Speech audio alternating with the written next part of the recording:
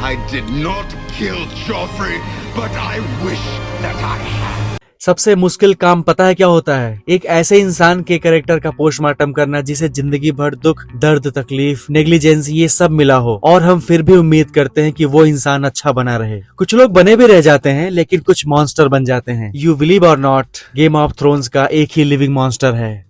Game of thrones में तलवारों से जंग जीतने वाले बहुत आए। कोई ड्रैगन के दम पर उड़ा तो कोई अपनी ताकत के घमंड में मारा गया। लेकिन इस पूरी कहानी में एक ऐसा इंसान भी था who had neither height nor strength nor even the love of his own family। लेकिन उसके पास था सबसे बड़ा हथियार, उसका दिमाग, जिसने बड़े बड़े राजाओं की सल्तनत को हिलाकर रख दिया। हाँ जी मित्रों, हम बात कर रहे हैं टिरियन लैनिस्टर की। आज के इस वीडियो में हम सीजन 1 से लेकर सीजन 8 तक टिरियन के उस जर्नी को देखेंगे। A story that is beautiful, heartbreaking and surprising. So what are we waiting for? Let's go. And before we start, please make sure to watch the video till the end. Season 1 में जब हमारी मुलाकात Tyrion से होती है तो वो एक ऐसा अय्यास इंसान दिखता है जिसे सिर्फ शराब और लड़कियों से मतलब होता है। लेकिन यह सिर्फ उसकी एक ढाल थी। टिरियन जानता था कि दुनिया उसे बौना एक हरामी नेचर का समझती है जो पैदा होते ही अपनी माँ को खा गया। He knew everything about the people, what they think of him. तभी तो टिरियन जॉन स्नो से कहता है कभी मत भूलो कि तुम कौन हो, क्योंकि ये दुनिया कभी नहीं भूलती है। इसे अपनी ढाल बना लो क्योंकि कोई इसे तुम्हारे खिलाफ कभी इस्तेमाल नहीं कर पाएगा। जब कैटलिन स्टार्क उसे किडनैप करती है तब पहली बार टिरियन का सर्वाइवल मोड ऑन होता है। वो अपनी जुबान और ब्रॉन की तलवार के दम पर मौत के मुंह से बचकर निकलता है। और सीजन 1 के खत्म होते होते उसका पिता टाइवियन लैनिस्टर उसे किंग का हैंड बनाकर किंग लैंडिंग भेज देता है। अब टिरियन को वो मिल चुका था जो उसे सबसे ज्यादा पसंद था, द पावर। पूरा सीजन 2 टिरियन का गोल्डन एरा था। वो हैंड ऑफ द किंग बनकर किंग्स लैंडिंग की गंदी राजनीति को साफ करता है, अपनी बहन सेर्सी को हर चाल में मात देता है और से सच्चा प्रेम करने लगता है। और फिर आती है वो रात, the battle of Blackwater Bay, जहाँ स्टैनिस बाराथियन की फौज दीवार के उस पार खड़ी थी और राजा जॉफरी डरकर भाग गया था। तब टिरियन आगे आता है। वो वाइल्ड फायर से आधी दुश्मनों की सेना को राख कर देता है और अपनी सेना से कहता है don't fight for a king, fight for your city. वो सिटी को बचा लेता है लेकिन बदले में उसे क्या मिलता है? धोखा। उस पर जानलेवा हमला होता है और उसके चेहरे पर एक गहरा जख्म मिलता है। और जब वो होश में आता है तो उसकी सारी पावर छीन ली जाती है। सारा क्रेडिट उसका बाप टाइविन ले जाता है। बस ये नहीं समझ में आया कि उसके बाप ने ऐसा किया क्यों। अब ये मॉन्स्टर बनेगा और सबकी वाट लगाएगा। किंग्स लैंडिंग ने टिरियन को सिखा दिया कि यहाँ अच्छाई की कोई कीमत नहीं है। And he totally converted into villain mode. Season 3 में टिरियन पूरी तरह से टूट चुका है। वो अपने ही घर में एक कैदी की तरह है। टाइविन, उसका बाप, उसे लगातार नीचा दिखाता है और उसकी शादी जबरदस्ती सांसा स्टार्क से कर दी जाती है।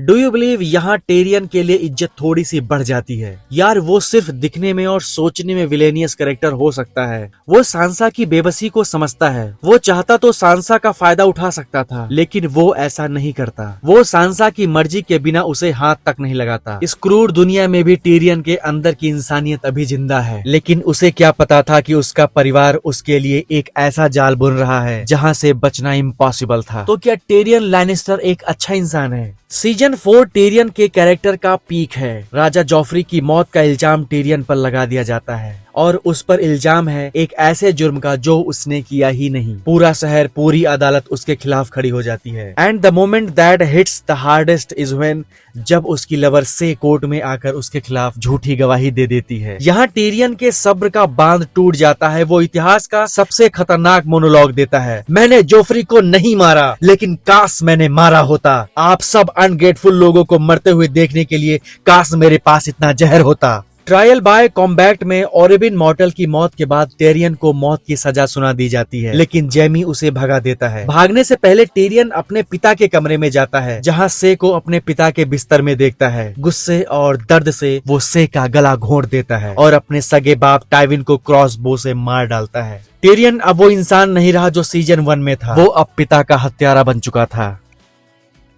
सीजन 5 में टीरियन डिप्रेशन और गिल्ट के समंदर में डूब जाता है। वो एसोस भाग जाता है, दिन रात शराब पीता है। उसे लगता है कि उसकी पूरी जिंदगी खत्म हो चुकी है। Just when all hope seemed lost, Varys stepped into his life and changed everything. The dragon queen Daenerys Targaryen. Jorah Mormont द्वारा किडनैप होने और कई मुसीबतों से गुजरने के बाद आखिरकार टीरियन डेनेरियस के सामने पहुंचता है। टीरियन उसे अपनी बुद्धिमानी से इम्प्रेस करता है। उसे लगता है कि शायद यह क्वीन इस क्रूर दुनिया को बदल सकती है और टीरियन को अपनी गलतियों का प्रायश्चित करने का मौका मिल जाता है। वो कहते हैं ना कि अपनों को बर्बाद करने के लिए अगर गैरों से सलाह लोगे तो तुम खुद भी नहीं बचोगे। सीजन 6 में एक समय डेनेरियस मीरीन से गायब हो जाती है तो टीरियन उस अजनबी शहर को बहुत अच्छे से संभालता है। वो गुलामी प्रथा को खत्म करने के लिए दुश्मनों से समझौता करता है। हालांकि उसकी ये चाल कुछ हद तक बैकफायर करती है, लेकिन जब डेनेरियस वापस आती है तो टीरियन अपनी सूझबूझ से बिगड़ी हुई सिचुएशन हैंडल कर लेता है। टीरियन कुछ तो बड़ा सोच रहा था, बहुत बड़े लेवल का, और डेनेरियस खुश होकर उसे हैंड ऑफ क्वीन का बैज पहनाती है। टीरियन की आंखों में आंसू थे। जिस सम्मान के लिए वह पूरी जिंदगी भर तरसा,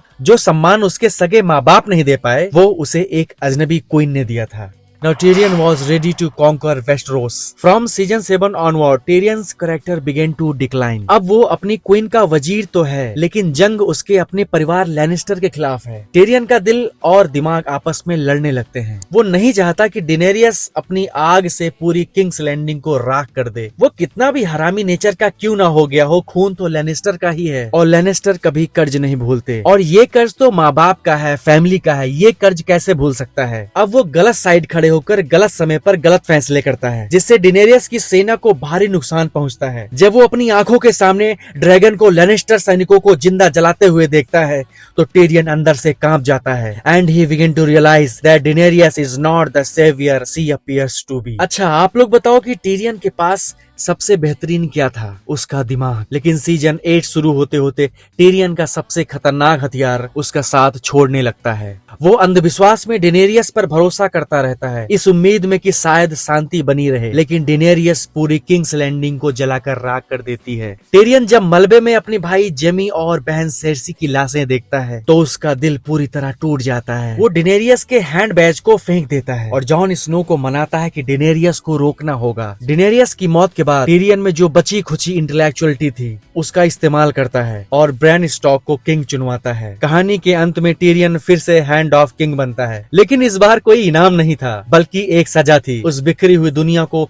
फिर से जोड़ने की, जिसे तोड़ने में कहीं न कहीं उसका भी हाथ था। Tyrion proved that your height does not define you. With courage and intelligence, you can change history. Thanks for watching and keep supporting meaningful cinema.